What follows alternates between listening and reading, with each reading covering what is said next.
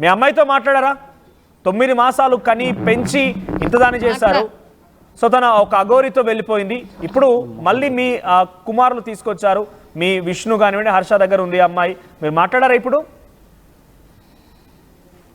మాట్లాడలేదు sir. Phone మాట్లాడలేదా?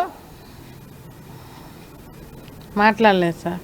ఎందుకు మాట్లాడించలేదా తను? అంటే మీ కూతురుగా మాట్లాడాల్సి ఉంటుంది కదా, ఎలా ఉంది తన ఆరోగ్యం, ఎలా ఉంది? మరి 10 రోజులు మీకు దూరంగా ఉంది కదా, పూర్తిగా అఘోరి వెంట. ఎక్కడ తిందో తెలియదు, ఎక్కడ పడుకుందో తెలియదు, ఎలా ఉందో తెలియదు. మాట్లాడలేదా? ప్రయత్నం చేయలేదా? మాట్లాడదాం ప్రయత్నం చేసామండి. ఆ పిల్ల ఎవరో వద్దు అని డిస్టర్బ్ చేసి వాళ్ళని కొట్టా గిచ్చ అట్లా చేస్తుందని వచ్చినాక మాట్లాడదామని వదిలేసాను సార్. ఎవరిని డిస్టర్బ్ చేస్తుందో నాకు అర్థం కాలేదు. అంటే మీ ఎవరితో మాట్లాడను, నేను అక్కడికి వెళ్ళిపోతాను. అదే విష్ణు నేను తీసుకొచ్చా వాళ్ళని.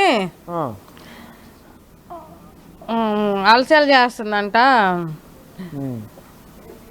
ఏంటమ్మా ఇప్పుడు చూడండి, అందువల్ల వచ్చినాక మాట్లాడదాంలే. మీరు 9 మాసాలు కని పెంచి ఇంత పెద్దదాన్ని చేశారు. ఎవరో ముక్కు మొహం తెలియని వ్యక్తి అసలు అఘోరి అంటే, అసలు ఆవిడ ఇక్కడికి హైదరాబాద్కి వచ్చేంత వరకు అసలు అఘోరి అనే ప్రస్తావన అనేది 2 రాష్ట్రాల్లో. మీరు అటువంటి వ్యక్తిని ఎలా అట్రాక్ట్ అయి ఉంటుంది? మీ కూతురు ఎలా అట్రాక్ట్ అయిపోయింది? ఆయన ఊబిలో ఎలా పడిపోయింది అనుకుంటున్నారు మీరు?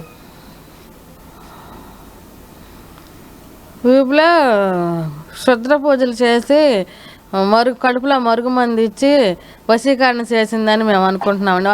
అసలు మేము లేనిదే నిమిషం ఉండని పిల్ల ఇన్ని రోజులు ఉండి ఇప్పుడు కూడా అమ్మతో ఫోన్ మాట్లాడుతాను అనలేదా అనడం మాకు బాధగా ఉందండి. అసలు నేను కూడా మాట్లాడాను నిన్న. మీ దగ్గర రానే రాను అని పట్టుబట్టి ఏడుస్తోంది. నేను అఘోరి అమ్మ దగ్గరికి పంపించండి ఏడుస్తోంది. అవునండి, అదే బాధగా ఉందండి. ఆమె మందుల ప్రభావంతో అలా మాట్లాడుతుందని మేము సైకాలజిస్ట్గా మెడికల్ టెస్ట్ చేయించుకొని అన్నీ చూపించుకొని మా పిల్లలు మా దగ్గర ఉంచుకుంటామండి.